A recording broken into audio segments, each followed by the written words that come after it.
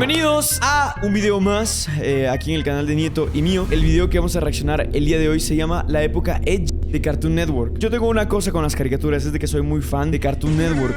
Creo que fue el mejor canal donde yo como niño pude haber visto las mejores caricaturas en su momento. Veía Coraje el perro cobarde, Invasor Sim, luego después empecé a ver Un Show Más, luego también me vi Hora de Aventura. Hora de Aventura fue el pico de mi obsesión por las caricaturas, ¿vale? Hora de Aventura me tuvo tan obsesionado que me buscaba todos los capítulos en internet, me buscaba los reviews, los análisis. Aún así, desconozco a qué se refiere con época edgy. Hora del sueño dice...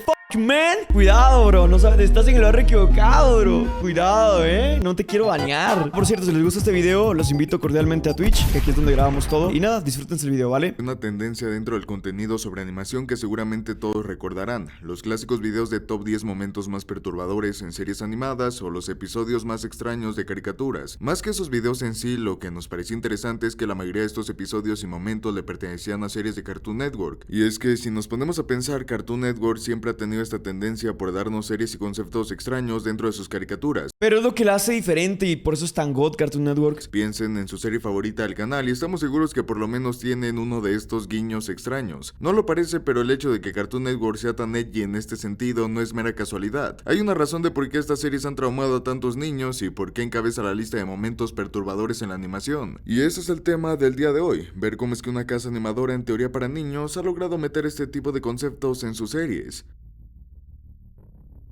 Verga, ese capítulo de la aventura, hermano. ¿Por qué Cartoon Network insiste tanto en poner cosas espeluznantes en sus series o conceptos oscuros en las mismas? Tenemos que remontarnos hasta sus inicios como un canal independiente. Para antes de 1993, el canal estaba lleno de series clásicas de la Warner Bros. Y Hanna-Barbera. Como tal, no tenía un contenido original que lo diferenciara, por ejemplo, del exitoso Nickelodeon en ese tiempo. Pero para este año se comenzaron a meter más propuestas animadas que hacían de Cartoon Network un canal más propio. El show de Moxie, El fantasma del espacio, El laboratorio de Dexter fueron las primeras propuestas animadas del Cartoon Network como tal. Porque recordemos de que, aunque usted no lo crea, el episodio de mal hablado de Dexter, el episodio donde Dexter le dice a su mamá: hija, prepárame el desayuno, puta, y así, sí existió. What do you think, Dexter? I think it tastes like... Hermano, qué surreal, que edgy.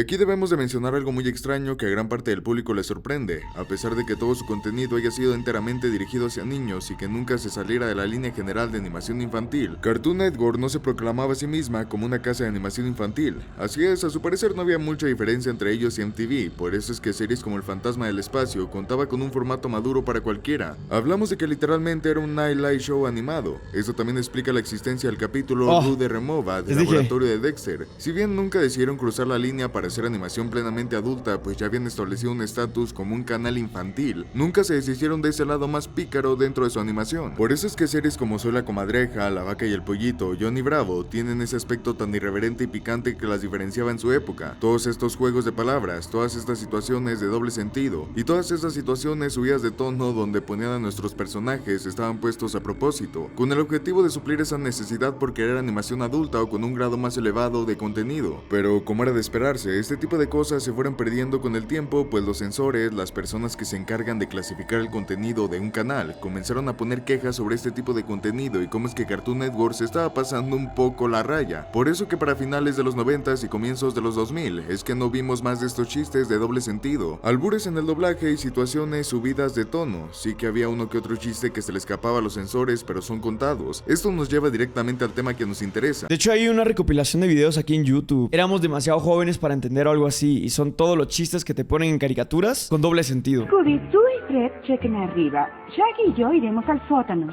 Dame. Digo, Scooby, tú y Vilma chequen arriba y Fred y yo iremos al sótano. El terror y los aspectos bizarros en series. Al negar la posibilidad de hacer chistes y bromas para adultos dentro de series infantiles, es que los creativos de Cartoon Network decidieron hacer de su animación algo más maduro, pero no a base de los clásicos recursos subidos de tono, sino apuntando a otro lado, el terror y los conceptos oscuros. Esto es algo que fácilmente puede pasar por alto por algún censor. No se trata de una referencia indebida, un chiste de mal gusto o algo plenamente explícito. El poner tramas oscuras o personajes tétricos no se veía como algo que debía ser censurado en una caricatura para niños, y con eso debemos de mencionar al rey. A la primera Oigan, había unos cortos que metía Cartoon Network. Raros, hermano, raros. Tal del Coco, de una habitación. Coco te va a comer o algo así. Y salían estas cosas raras. Eran unos cortos entre caricaturas. Fácil top 5 traumas de la niñez, hermano. Primera serie que usó este concepto y que marcó una generación de por vida. Por supuesto estoy hablando de Coraje, el perro cobarde. Esta serie lanzada en 1999 fue la cúspide del terror en Cartoon Network. Y es que partamos por su premisa. Un perro que vive en una granja en medio de la nada y cuya única misión es proteger a sus ancianos dueños de los distintos peligros sobrenaturales que los aqueja. Suena como algo que se escapa de una historia plenamente infantil, pero es que en Coraje había de todo: posesiones satánicas, espíritus extraños, maldiciones ¿Habían posesiones en Coraje, el perro cobarde? No me acuerdo. y una amplia, pero amplia lista de personajes tétricos que protagonizan la lista de los momentos más perturbadores de la serie. Por poner algunos ejemplos, están el Rey Ramsés, el espíritu de la luna de la cosecha o el espeluznante Fred. Estos personajes, acompañados del contexto de sus episodios, nos dejaban con algunos de los momentos más incómodos y extraños que ya hemos visto en una serie infantil. Es cierto que todo se aligeraba bajo el manto de la comedia y la animación Ese tipo era un pedo. Lo vi en una... Lo vi, hermano. Lo vi en un video de YouTube, ¿vale? De teorías y conspiraciones. Pero no dejaban de ser situaciones fuera de lo común para una serie infantil. Eso y el resto de episodios extraños que llegamos a ver de niños. A pesar de todo esto, nunca hubo como tal una repercusión negativa hacia Cartoon Network. Al contrario, Coraje, el perro cobarde se convirtió en uno de los cartoons más populares de toda la historia del canal. Esto gracias a que su premisa e historias eran tan extravagantes que rápidamente llamaron la atención de todo el público. Con esto se sentaron los precedentes para los futuros proyectos. Ahí veo un elefante. Ese salía en el campamento de Laszlo.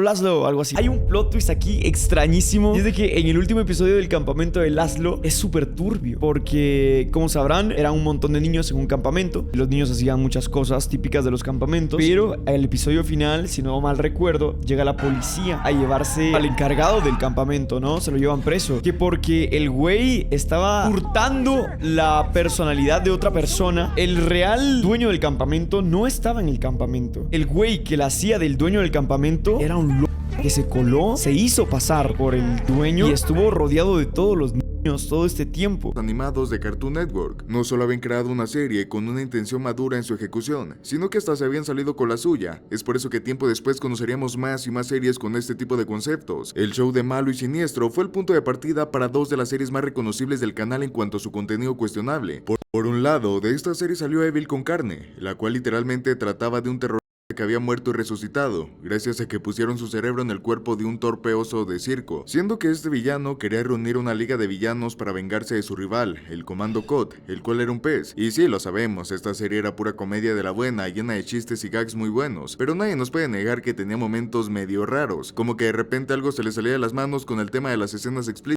y cosas así. Pero si de series con temáticas oscuras hablamos, Billy y Mandy se lleva un merecido reconocimiento. Esta es la segunda serie que salió del show de Malo y Siniestro y definitivamente no necesita presentación. Billy nada más se lleva el top 3 de personajes más estúpidos de las caricaturas. Pues una serie de un niño idiota, una niña gruñona y literalmente la muerte. Es todo lo que necesitas saber para darte cuenta que esta serie como que muy apta para niños no era. Y es que Billy y Mandy jugaba con un montón de temas delicados que ninguna otra serie se atrevería a incluir en su contenido. Cosas como hablar de la muerte de una manera tan explícita. Cosas sobrenaturales que se escapaban de lo ya antes. ¡Oh! Ese episodio me traumó porque ese pinche... Ese rosadito le chupaba el cerebro a las personas, güey. Y hasta me daba escalofríos, bro. Pensar de que esa madre podría cobrar vida y venir al mundo real o algo así. Ese pinche monstruo, o sea...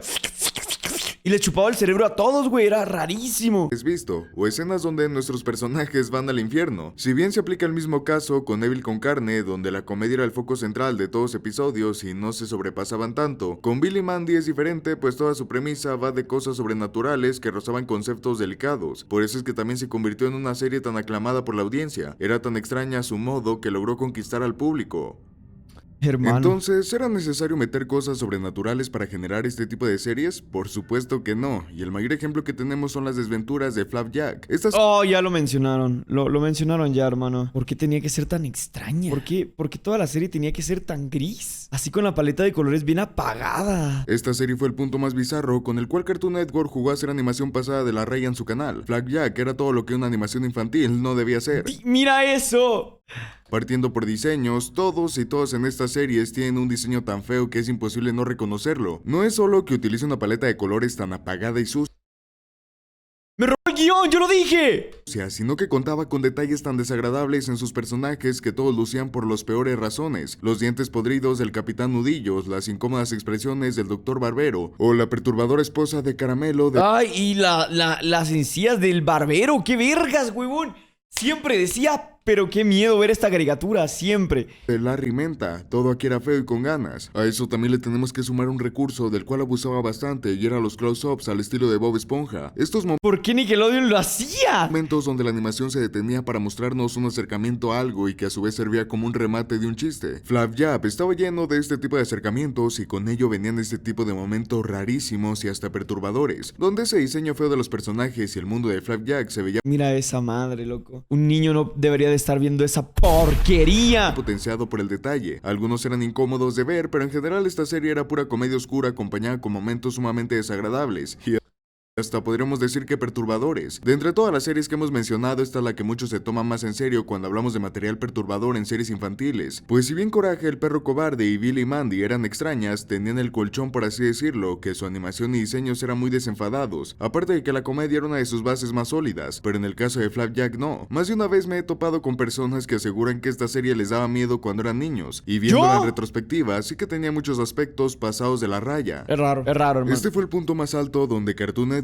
jugó a hacer animación adulta dentro de su canal sin que fuese plenamente adulta, pero para esta ocasión la jugada no le salió tan bien como ellos esperaban. Sí, Flapjack fue todo un éxito y es altamente reconocible, pero también le ganó a la cadena una serie de quejas y de observaciones por parte de los censores de la época, aparte de que al ser tan turbia para las audiencias más infantiles es que no llegó a ser tan popular. Sin embargo, existía otro proyecto animado con muchas de las características de Flapjack, pero que distaba de ser una serie oscura. Hablamos de Hora de Aventura, lo que curiosamente era hermana de Flapjack al ser obra del mismo creador. No sabía que era el mismo creador. Hora de Aventura resultó ser un rotundo éxito para la empresa al ser tan llamativa y tener los mencionados guiños a una trama más madura. Y es que era la combinación perfecta: animación infantil que era llamativa para la audiencia infantil, pero que tenía entre el medio todos estos conceptos oscuros que le encantaban a Cartoon Network. Se puede decir que la salida de Hora de Aventura y la cancelación de Flapjack fueron el fin de esta época oscura dentro del canal. Después de esto no volvimos a ver series con este nivel de intensidad. Hora de Aventura no debería de ser para niños. No porque no puedan entenderle o porque sea terrorífico, sino porque el lore es demasiado bueno para el cerebro diminuto de un niño de 7 años. Es más, hasta podemos ver una clara tendencia hacia la infantilización en sus diseños, paleta de colores y conceptos. Pero como seguramente han de saber, esto no significó que dejaran de poner todos estos guiños en sus series. Tan solo piensen en todas las tramas oscuras que guarda Hora de Aventura: el tema de Lynch, la guerra de los champiñones y el futuro post Hora de Aventura. Steven Universe, a pesar de sus personajes, Steven Universe era muy buena serie. Tenía potencial, casi tan bueno como Hora de Aventura, y la cagaron, la habéis cagado. Tiene un chingo de relleno, final de mierda, películas de mierda, Sueño Universe. y escenarios tan coloridos. Se trata de la vida de un hijo de uno de los criminales de la guerra más importantes de su universo y cómo es que trata de enmendar sus errores, viendo cómo es que las implicaciones de la guerra afectan directamente a sus personajes. Es cierto que después de todo esto lo mandan por el caño, pero la intención siempre estuvo ahí. Aparte, tan solo miren el episodio de Frivo. Es imposible no comparar esto con un slasher de terror. Generador Rex también es otro ejemplo donde, si bien no era tan infantil como el resto de series contemporáneas, sí tenía toda esta aura oscura de un mundo posapocalíptico en el cual se desarrollaba. Generador Rex me parecía aburrido. Aún con esas, Cartoon Network nunca abandonó esta idea del terror dentro de sus producciones plenamente. Tan solo recordemos a Más allá del jardín, una obra que solo podemos describir como lúgubre, que juega con conceptos muy oscuros que sobrepasan a la muerte. La razón de por qué esta serie triunfó es porque Flapjack solo tenía la intención de crear una serie episódica para entretener, y Más allá del jardín contaba con una premisa más elaborada, aparte de que era una miniserie que el tiempo donde salieron influyó bastante en su recepción. Así que esa es la razón de por qué Cartoon Network encabeza la lista de traumas infantiles. A falta de posibilidad de hacer animación más madura con chistes subidos de tono, decidieron hacer lo mismo pero apuntando a otro concepto maduro. Esa necesidad fue la que nos dio esa época tan curiosa en el mundo de la animación, y como han de ver hasta la fecha, se nota que no van a abandonar ese aspecto, pues ya forma parte de la esencia del canal. Qué bueno el chile.